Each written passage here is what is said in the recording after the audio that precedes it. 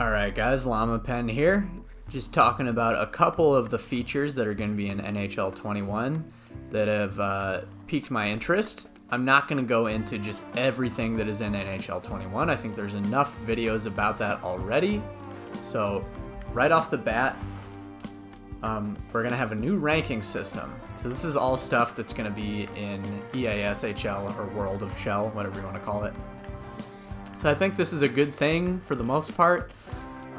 It is annoying when you're in a D10 club and you get paired up against a bunch of tryhards that are in D3 or 2 or 1. But also I think there's a reason for that, and that's the community for NHL is so small that if you wanted to have a super complex rating system where everyone was paired up against similarly ranked or leveled players, you would just be waiting forever. So I'm excited about this, but also I'm wondering, are search and load times just going to take forever now because you're waiting 10 minutes to find a squad that is the same level as you in 6s or 5s or 3s or 4s. So we'll see. I don't know. I think on its face, this seems like a good thing generally. We're going to have a club final championship at the end of each season. I think this is good. It seems like playoffs and winning the playoffs has been kind of underwhelming for the past couple of years. Like, you get a banner, but there isn't really like a cool cinematic thing, or, you just kind of see the banner like barely in the background, super small. So hopefully this is more of an achievement now, winning the championship, and it seems like there's going to be kind of like a seasons and then championship thing at the end of seasons, which seems fun. Will give people more incentive to keep playing throughout the year, and will make the games a little more intense. Again, let's see here. We're going to have a traits rework, and then we're going to have new traits added at the start of each season. So overall, I think this is a good thing. A lot of people were kind of wanting the old attribute system, but I personally wasn't really expecting that. I know the Clapperton, I'm reading off his Twitter right now, a lot of people have commented like, why did you do this poll where you asked what system people like the most, and overwhelmingly people said they liked the old trait system from NHL 14 and prior games, as opposed to the new trait and class, or trait and specialty system, which I tend to agree with, but I think there probably is a happy medium in between the trait specialty system and the attribute system. And maybe this is it, supposedly they've taken away Marathon Man, which was just so overpowered that if you were choosing, at least as a forward, anything but Marathon Man, you were probably wasting your trait, or specialty rather. So I think potentially just getting rid of it. I thought they might just nerf it, but supposedly they've just completely gotten rid of it, which I think will be a good thing in the long run. So I think you'll see, depending on what traits and specialties are available, you'll probably see a lot more quick wrister or one-time wonder, that kind of stuff, as opposed to just everyone who's smart just going Marathon Man if you're a forward.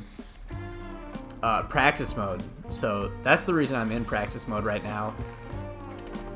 This is the thing that I'm the most excited about. So you're going to be able to go in with your boys in EASHL and go in practice mode and practice plays, train, create plays, just work on stuff that you think you guys need working on. This is huge, but I think it is a little sad that the thing that I'm most excited about in NHL 21 is something that was in the game as long as a decade ago, I hate to criticize a thing that I have wanted in this game and that I'm super excited for, but man, just the fact that this hasn't been on the PS4 or Xbox 360 at all, it's just really sad. It's just such an essential game mode, and it seems like it's something that would be so easy to make. That was kind of my whole criticism of this for the last, holy shit, 5 or 6 years, is it's just practice mode, except you know, it's just this mode that I'm in right now, except you make it online. Like, what is so hard about that? Like, it was already in the game. You really don't have to rework much. People have been asking for it for years. Like, why did it take so long to get this into the game? But it is in the game, so I'm super excited for that. And I'll definitely have some clips of me and my boys working on stuff in practice mode and just having fun, just messing around, you know? Server select for private matches. I think this will be a good thing. People have had a lot of issues with the servers.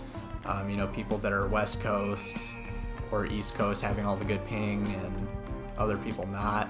So I think that could be a good thing. You know, definitely can't hurt. This is another huge thing. Human goalies can control the extra attacker now. So in the past iterations of the game, if you were playing goalie and you pulled yourself, an AI skater would come out and the person who was playing goalie just gets to sit there and watch. So this is something that, once again, like practice mode, should have just been in the game from the get-go. Like, it's a no-brainer. If you play franchise mode and you're locked in as goalie, and I think other game modes too, the extra attacker, you'll get to play as the extra attacker. So the fact that that wasn't in EASHL is just kind of baffling.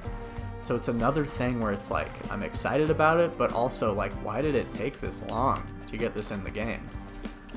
So that, to me, for all you goalies out there in EASHL, that's kind of a huge thing too. So really looking forward to getting some cool clips of, I don't know, the goalie pulling himself after a penalty, or when we need the extra skater and him scoring after that. Like, I know I'm going to get some cool clips from that, and I can't wait. World of Chell menu restructured. I mean, the menus in this game always suck, right? Like, they're just always super confusing, and there's a bunch of extra steps that you have to take to get to the game modes you want, and the game modes are named strangely where you don't exactly know what you're getting when you click on something.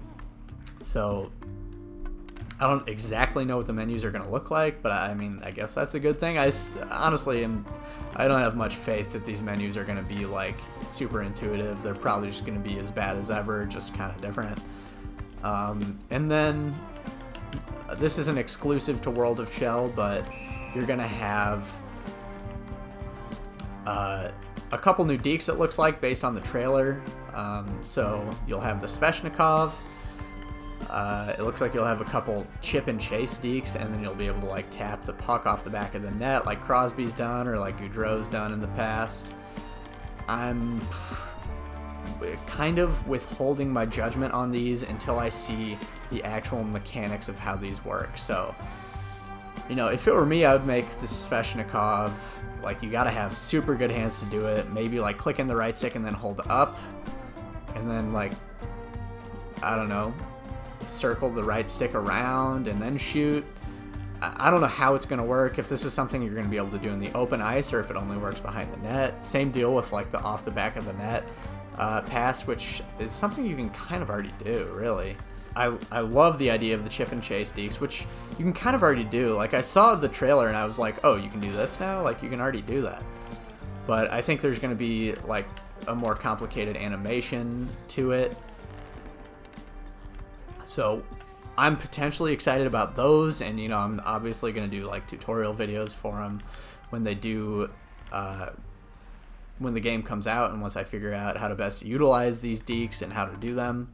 But yeah, I mean, wraparounds in general have been incredibly weird and overpowered for years. Like, why is it that a wraparound for like a decade has worked super OP on the backhand when almost 90% of wraparounds in the actual NHL are scored on the forehand, where wraparounds suck on the forehand in this game, and on backhand they're like overpowered and glitchy, and have been for a long time.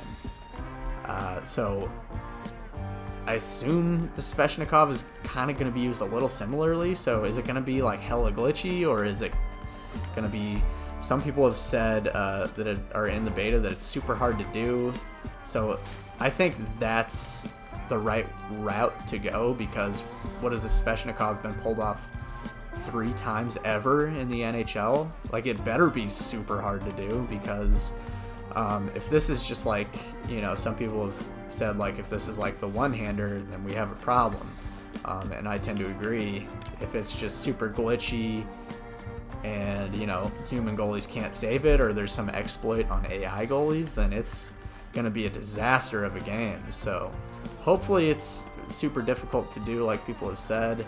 And, it's just kind of a crazy thing that you almost never see. I think the chip and chase thing could be good if the hitting is good, like back to 19 instead of how hitting is this year, where it's terrible. You can run right into guys and nothing happens to them. And the, off the back of the net thing, I don't necessarily see a problem with if wraparounds are less glitchy than they have been in past years, which I have a feeling, just because wraparounds have been crazy for years, I have a feeling they're kind of going to be the same as they have been. Oh, and I almost forgot, they actually will be adding in officially the Kucherov deke. So this is something that I discovered in the game back in 2017, actually, that wasn't officially in the game. It was kind of a glitch, kind of an exploit that wasn't intended to be in the game. But it really looked a lot like the Kucherov. But they will officially be adding the Kucherov deke into 2021. So same deal. Depending on how this is utilized, this could be something that's pretty cool, or it could just be a super glitchy, kind of overpowered thing. So anyway, guys, that's pretty much everything that I really care about. There's a bunch of other stuff. Like I said, there's a million videos out there about all the new things in NHL 21 that you can go check out if you're interested. There's like a new hut game mode. Don't care at all. There's a couple, there's a Be a Pro mode thing. Don't care at all. I know a lot of people probably do care about those modes and those upgrades, but I'm pretty much straight EASHL, and that's mostly what I care about. So it seems like with the new trait system, couple new dekes, some EASHL practice mode, I'm pretty excited. But like I said, it seems like the new games are still catching up to the old gen games, which is kind of sad, but at the same time, it is good to see some progress being made, and hopefully we can, EA can just keep on that path and get GM connected in here finally, like everyone has been asking for years.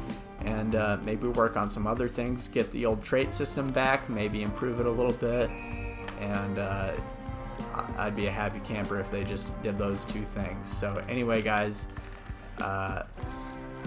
as always, I'll be here in 21. I'll have my deke tutorials, and I'll have lots of fun videos for you guys to watch. So anyway, if you like this video, make sure to leave a comment, like, and subscribe, and I'll see you in the next one.